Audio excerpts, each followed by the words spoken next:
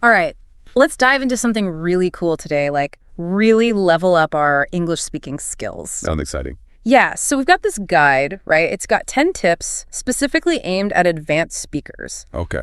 But honestly, even if you're, still kind of nervous about ordering a coffee in English, I think the stuff in here is super relevant. I think so too. It's all about the fundamentals, right? Like those core principles that make communication really hit the mark, no matter your level. Exactly. And it's about, not just being fluent, but expressing yourself in a nuanced way. Exactly, with precision. Yeah, like really owning it. And this guide, it starts off by kind of pushing back against this whole idea of just memorizing vocabulary lists. Ugh, yeah, I've been there, done that. Right. Does it really stick, does it? It's like reading a dictionary of ingredients and expecting to become a chef. You got to see those ingredients in action and in a recipe to really get it. So it's about understanding words in context, not just their definitions. Precisely. Okay, so how does that actually work? Well, think about the word meticulous. Okay. If you just memorize the definition, it's kind of, bland, right? Yeah.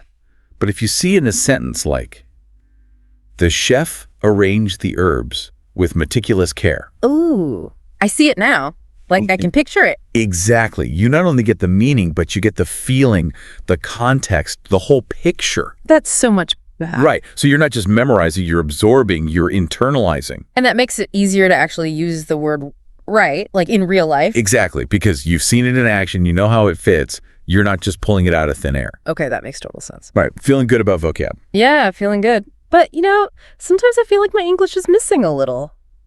Pizzazz. Pizzazz, huh? Yeah, I can say things correctly, but it doesn't have that natural flow that, I don't know, those idioms, phrasal verbs. Yes. The spices of the language. Exactly. Native speakers just throw them in so effortlessly. Effortlessly, yeah. And the guide actually encourages us to, really work on that. Okay, but how do we even begin to tackle that? It's like a whole world of phrases. It is. But even small steps can make a big difference. Like instead of saying, mention the topic, try saying, bring up the topic. Oh, I see. Yeah, that does sound more natural. Right. It's a small tweak, but it adds that, that little something extra. So it's about those subtle changes that make a big impact. Exactly. And you don't have to learn them all at once. Just try incorporating one new idiom or phrasal verb each day. Practice it. Own it. Okay, small steps, big results. Got it. Perfect. So speaking of making our language more expressive, the guide also talks about pronunciation and intonation. Ah, yes. Yeah. It's not just about saying the words right, but about how you say them, conveying the meaning behind the words. Yeah, I can imagine someone giving a presentation, but if they're monotone or mumbling, it doesn't matter how good the grammar is, right? Exactly. The message gets lost. So what are some common mistakes people make with intonation, and how can those mistakes impact their message? Well, one common mistake is speaking with very little variation in pitch. It makes you sound, a bit robotic or maybe bored, Yeah, if you're asking a question but your voice doesn't go up at the end, it just sounds like a statement. Exactly.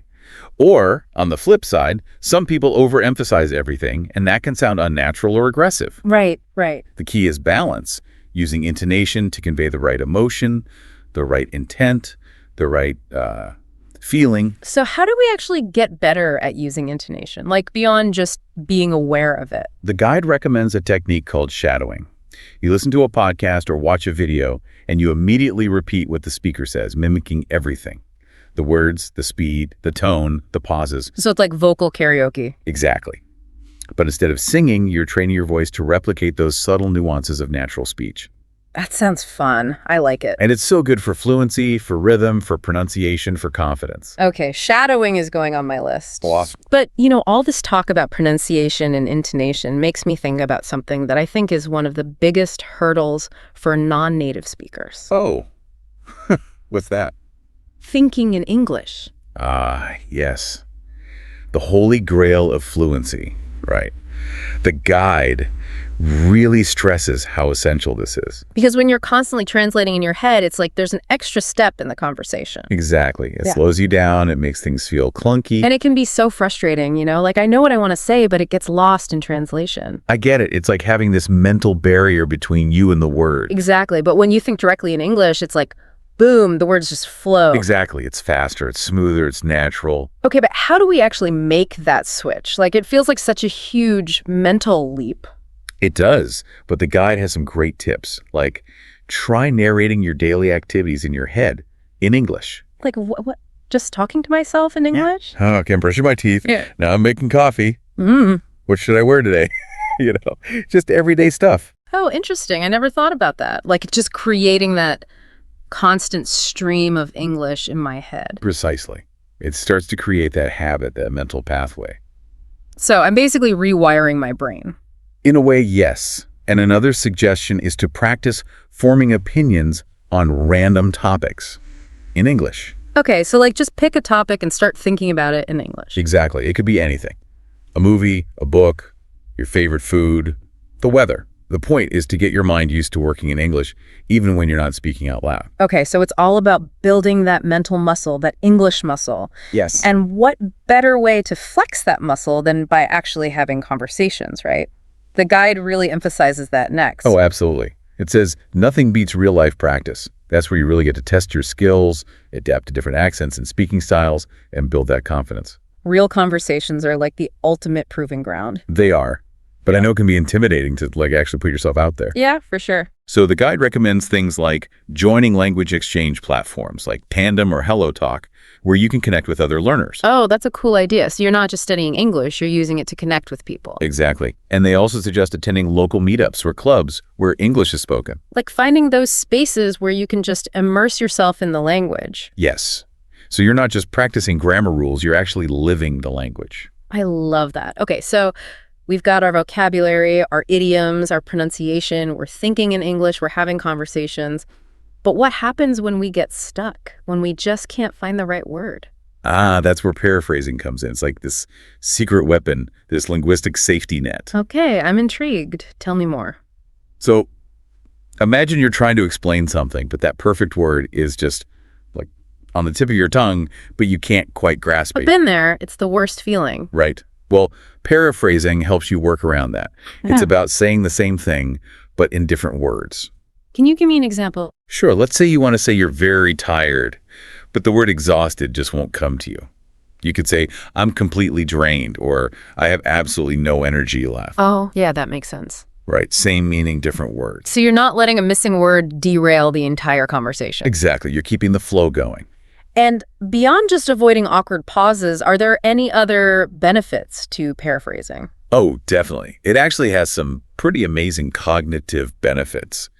Research shows that paraphrasing strengthens your vocabulary, it promotes flexible thinking, and it even helps you understand things better. Wow, I didn't realize it was that powerful. It is. Because when you paraphrase, you're really engaging with the meaning. You're exploring different ways to express it. Okay, so we've covered vocab, idioms, pronunciation, thinking in English, paraphrasing. Feels like we're hitting all the bases. We are. But there's one more piece of the puzzle that we need to talk about. Grammar. Grammar. I know it's important, but sometimes it just feels so, daunting. I get it. It can feel like a chore. But think of it this way. Mastering grammar, especially those more advanced structures, it's like adding those finishing touches, that polish that makes your English really shine. Okay, I like that analogy. It allows you to express yourself with more sophistication, more precision. So can you give me an example? Like, what's one specific structure that we can focus on, and how can it help us sound more, sophisticated? Let's talk about conditional sentences. Okay, conditional sentences, those are the if-then ones. Exactly. They let you explore hypothetical situations, express cause and effect, even regret. Like, there's this great example in the guide. If I'd known you were here, I would have come over to introduce myself sooner. Oh, yeah. It's like that feeling of, oh, I wish I had. Exactly. It adds this layer of complexity, this nuance to your expression. I see what you mean. It's not just stating a fact. It's exploring possibilities, emotions, all that. Precisely. And that's the power of these structures. They add depth and richness to your language. They let you express a wider range of ideas and emotions. All right, we've covered a lot of ground today. We have, and we're just getting started. We've got more techniques to explore and some fun exercises to put all this into practice. But for now, let's take a quick breather before we dive into the next part. sounds good. Okay, so we've unpacked a ton of useful tips, right? We have. I'm ready to put them into practice. The guide actually has some exercises, and they seem kind of fun. Yeah, they do. Like, remember how we talked about forming opinions in English? Yeah. Well, there's this exercise called debate practice. Debate practice, like arguing. Exactly. Yeah. but in a structured way. You pick a topic, any topic, Okay. and you argue both sides of the issue. Oh, that's interesting. Like, even if you don't agree with one side. Especially then, it forces you to think critically, to find those persuasive points, to really use those vocabulary and grammar skills we've been talking about. I like it. It's like a mental workout for your English. Exactly. And the guide even gives an example topic, is technology improving our lives? That always gets people talking. Oh, yeah, there's so much to unpack there. What are some other, like, hot button topics we could try? How about, is social media more harmful than helpful? Ooh, that's a good one. Right. And the key is to, give yourself a minute to argue each side. Really challenge yourself to see it from both perspectives. Okay, I'm already thinking of arguments. I can see how this would be super helpful. Right. It's not just about fluency. It's about critical thinking, persuasion, all those skills that make you a powerful communicator. I'm sold on debate practice. What's next? All right. Ready for some role-playing? Role-playing. Like acting. Kind of, but it's all about practicing real-life scenarios. Like the guide gives examples like ordering food at a restaurant, giving a presentation. Oh, I see. So it's like taking those language skills out of the textbook and into the real world. Exactly. It's one thing to know the words, but it's another to actually use them in a real conversation. Yeah, and sometimes I feel like I freeze up, when I'm put on the spot. I totally get it. That's why role-playing is so great. Yes. You get to practice those situations in a safe environment, build your confidence, get comfortable with the flow. And you can be creative with it, right? Like make up your own scenarios. Absolutely. Get friends involved, make it fun, maybe even a little silly. I'm liking this more and more. Okay, what's the final exercise? All right, get ready for the speed round. Speed round. This sounds intense. It is, but it's also super effective. Basically, you choose a random topic and you talk about it for a full minute, nonstop. Wait, a whole minute, no pauses. No pauses, just a continuous flow of English. This sounds like a challenge, but I kind of love it. Right, like a sprint for your speaking skills. Yeah. You're pushing yourself, you're breaking through those mental blocks. And it forces you to think quickly, to find the words, to keep the conversation going. Exactly. It's amazing for building fluency and confidence. I can't wait to try this one. I love how these exercises are all things we can incorporate into our daily lives, like while we're commuting, waiting in line, even doing chores. Exactly. It's about finding those little pockets of time to keep our English muscles working. Okay, so we've got our toolkit of tips, we've got our workout routine of exercises. But before we wrap up this deep dive, I want to kind of zoom out. Zoom out. Yeah, what are the key takeaways here? What do we really need to remember? I think the core message is this: becoming a more confident, more expressive English speaker. It requires effort, it requires dedication, it's about being proactive, actively engaging with the language. It's not just about passively studying, right? It's about getting out there and using it. Exactly. It's about embracing the challenge, trying new things, celebrating those small wins along the way. And speaking of challenges, what about mistakes? We all make them, and they can be so discouraging. Oh, absolutely. But the guide reminds us that mistakes are inevitable. They're part of the process. Okay, but how do we, not let them get us down? By shifting our perspective, instead of seeing mistakes as failures, we need to see them as opportunities to learn. Oh, I like that.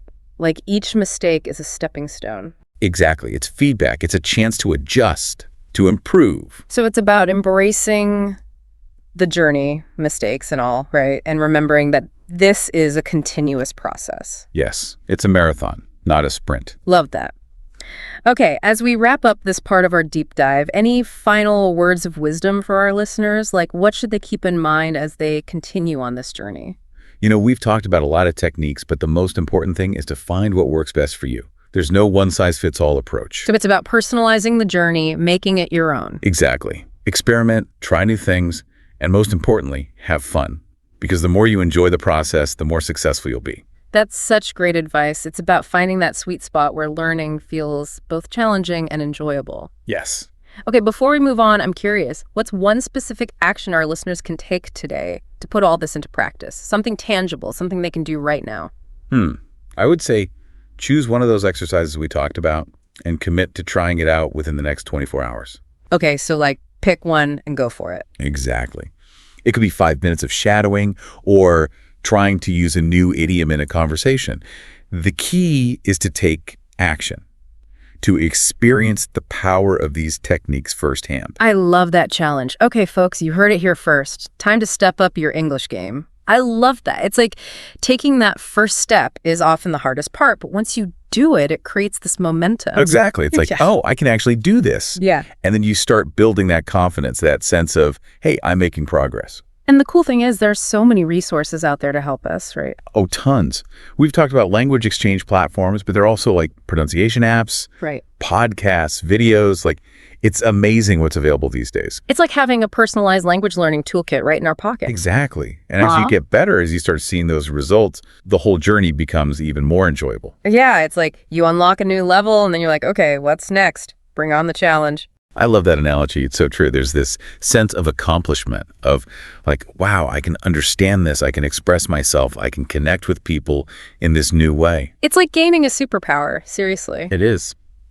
So, as we wrap up this deep dive into advanced English speaking skills, I want to leave everyone with this thought. Okay, I'm listening. Don't be afraid to embrace the challenge. Embrace the challenge. Experiment, try new things, and most importantly, have fun along the way. Because it's a journey, right? It's not about being perfect overnight. It's about enjoying the process. Exactly. And remember, the most important thing is to keep speaking, keep practicing, and just enjoy this incredible journey of becoming a more confident, more expressive communicator. Beautifully said. And never forget, the rewards are huge E. That's it for this deep dive, everyone. Until next time, keep those language fires burning.